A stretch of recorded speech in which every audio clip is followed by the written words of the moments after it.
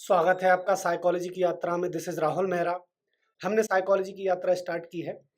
हम इस यात्रा के माध्यम से बाल विकास एवं शिक्षा शास्त्र संबंधी वीडियोज यूट्यूब के माध्यम से आप तक पहुंचाएंगे और हमारी वीडियोज बाइलिंगुअल होने वाली हैं, हिंदी और इंग्लिश दोनों भाषाओं में होने वाली हैं। So today we are going to discuss inductive and deductive methods. तो आगमन और निगमन विधियों को देखने जा रहे हैं, आगमन और निगमन विधियों को पढ़ने जा रहे हैं। देखते हैं क्या है आगमन विधि, क्या है निगमन विधि। साथ ही साथ आगमन और निगमन विधियों के संबंध में मैं बता देना चाहता हूँ, इन विधियों से विभिन्न प्रतियोगी परीक्षाओं में 1 से 2 मार्क्स के क्वेश्चंस पूछे जाते हैं, चाहे वो KVS हो, चाहे वो CTET हो, MP TET हो, UP TET हो, सभी परीक्षाओं में 1 से 2 मार्क्स के क्वेश्चन पूछे जाते हैं। तो सबसे पहले बात कर लेते हैं इंडक्टिव मेथड की। तो इंडक्टिव मेथड को हम आगमन विधि या आगमनात्मक विधि भी कहते हैं। आगमन विधि का अर्थ उस शिक्षण पद्धति से है जिसमें शिक्षक द्वारा पहले बच्चों के अनुभवों से जुड़े अलग अलग उदाहरणों का विश्लेषण कराया जाता है। इसके बाद छात्रों से उन उदाहरणों के माध्यम से सामान्य नियम और परिभाषाएं निकालने के लिए प्रोत्साहित किया जाता है।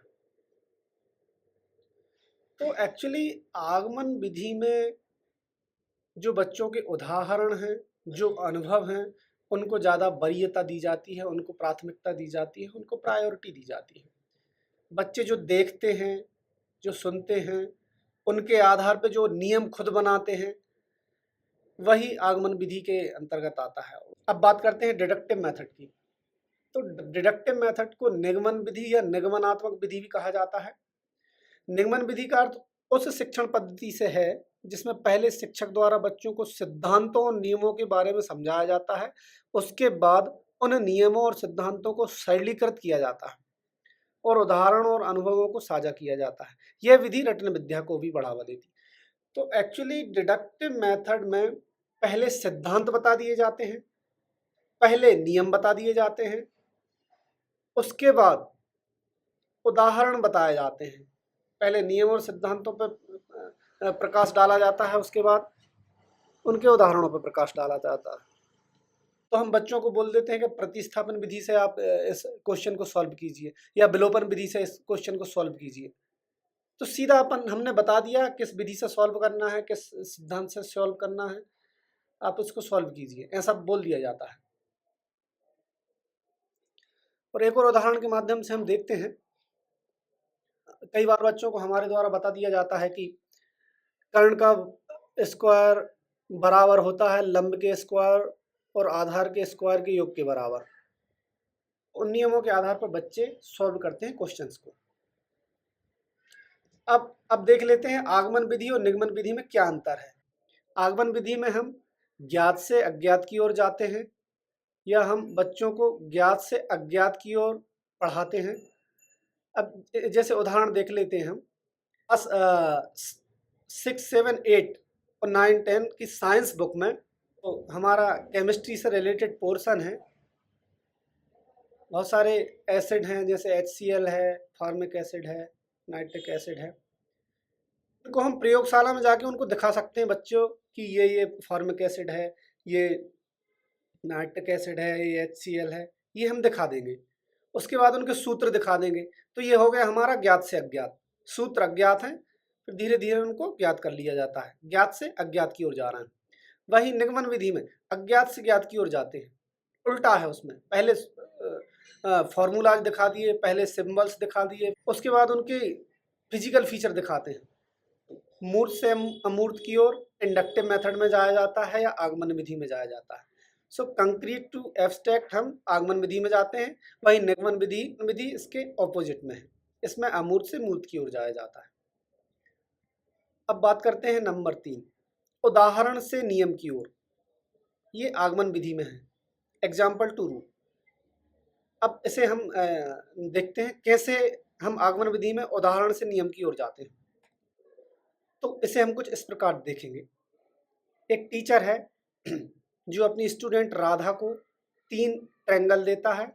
नंबर 1 देख सकते हैं येलो कलर में, एक रेड कलर में देख सकते हैं 2, नंबर 3 ट्रायंगल आप देख सकते हैं 3rd।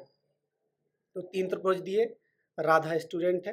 राधा को टीचर द्वारा बोला गया कि बेटा आप जाओ और एक एक ट्रायंगल के इंटरनल एंगल्स का योग कितना है वो बताओ। तो राधा गई, आंतरिक कोणों का योग इसने 1 बाई 1 नापा, नापने के बाद योग किया, जोड़ा, तो नंबर 1 ट्रायंगल के इंटरनल एंगल्स का योग 180 डिग्री आ गया। उसी प्रकार नंबर 2 जो रेड कलर का ट्रायंगल है, तीनों इंटरनल एंगल्स का योग 180 डिग्री आया। ऐसे ही इसने तीसरे ट्रायंगल के साथ किया, उसका भी योग 180 डिग्री आया। तो राधा ने कहा सर आप हमें कहीं का भी त्रिभुज दे दीजिए, उसके आंतरिक कोणों का योग हमेशा 180 डिग्री होगा। तो बच्चे ने खुद नियम बनाया। किससे बनाया? उदाहरण के अनुसार नियम बनाया। 3 उदाहरण देखे, 3 ट्रायंगल देखे, उनके आधार पर उसने ये कॉन्सेप्ट बना लिया, ये नियम बना लिया, ये रूल बना लिया कि कोई भी त्रिभुज हो उसके आंतरिक कोणों का योग हमेशा 180 डिग्री होता है। तो इसमें उदाहरण से नियम की ओर जाते हैं। उदाहरण थे, उदाहरण से उसने नियम बना लिया, ये आगमन विधि की बात हो गई।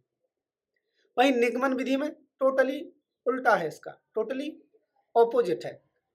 इसमें पहले नियम बता देते हैं, टीचर बता देगा कि त्रिभुज के तीनों कोणों का योग 180 डिग्री होता है, आप उसके हिसाब से क्वेश्चन को सॉल्व कीजिए।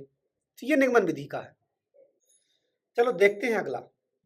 आगमन विधि में आप देख सकते हैं विशिष्ट से सामान्य की ओर, स्पेसिफिक टू जनरल पढ़ाया जाता है। तो जो एग्जाम्पल थे हमारे regarding internal angles of a triangle, वही निगमन विधि में उल्टा है। इसमें सामान्य की से विशिष्ट की ओर जाते हैं, जनरल टू स्पेसिफिक जाते हैं हम निगमन विधि में। अब बात करते हैं नंबर 5। आगमन विधि मोस्टली प्राइमरी क्लासेस में ज़्यादा पढ़ाई जाती है, क्योंकि इस विधि में बच्चे छोटे रहते हैं, तो बच्चों को लर्निंग बाय डूइंग से ज़्यादा पढ़ाया जाए ताकि उनकी परमानेंट मेमोरी में ये बातें आ जाएं। वहीं निगमन विधि में क्योंकि बच्चे पहले से ही पढ़ चुके हैं, मेजरमेंट कर चुके हैं, सब जान चुके हैं, तो उनको डायरेक्ट रूल्स के हिसाब से हम पढ़ा सकते हैं। तो ये निगमन विधि की बात हुई। आगमन का आपने देख ही लिया। अब बात करते हैं नंबर 6। इसमें अधिक समय लगता है, आगमन विधि में अधिक समय लगता है। अधिक समय आपने देख ही लिया होगा, राधा नाम की लड़की ने ट्रायंगल को 1 बाई 1 नापा तो उसमें समय लगा, तो इसमें अधिक समय लगता है आगमन विधि में। निगमन विधि में कम समय लगता है। हाँ, ये देखा आपने ना, त्रिभुज के तीनों कोणों का योग 180 डिग्री होता है। ये हम डायरेक्ट डिडक्टिव मेथड में बता देंगे। वही इंडक्टिव मेथड में 1 बाई 1 ऐसा करेंगे। अब बात करते हैं नंबर 7, अपसारी चिंतन या डाइवर्जेंट थिंकिंग। तो आगमन विधि में डाइवर्जेंट थिंकिंग की जाती है, वही निगमन विधि में कन्वर्जेंट थिंकिंग की जाती है। देखते हैं डाइवर्जेंट थिंकिंग और कन्वर्जेंट थिंकिंग क्या है। डाइवर्जेंट थिंकिंग के लिए आप ग्रीन कलर का एक स्केच बनाया मैंने, उसे देख सकते हैं।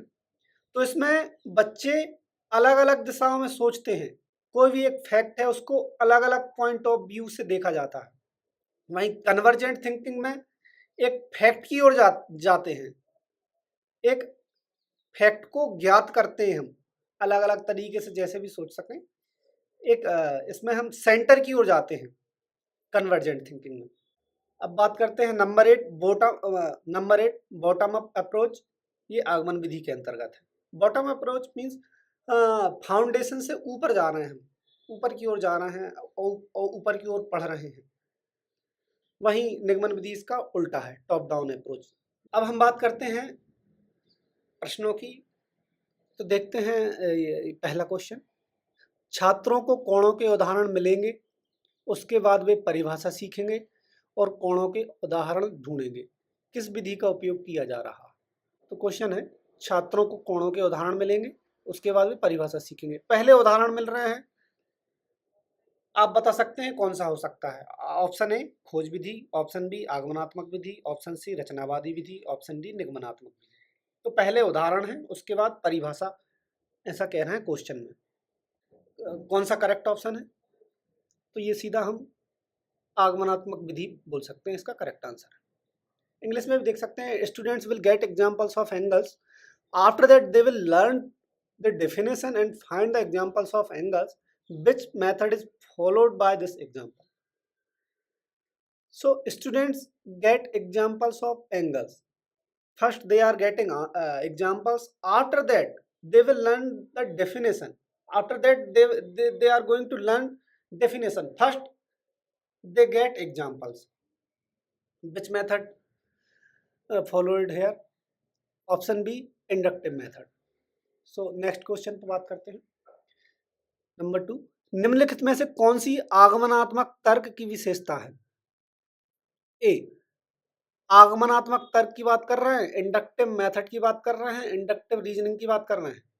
आप इंग्लिश में भी देख सकते हैं. So option A,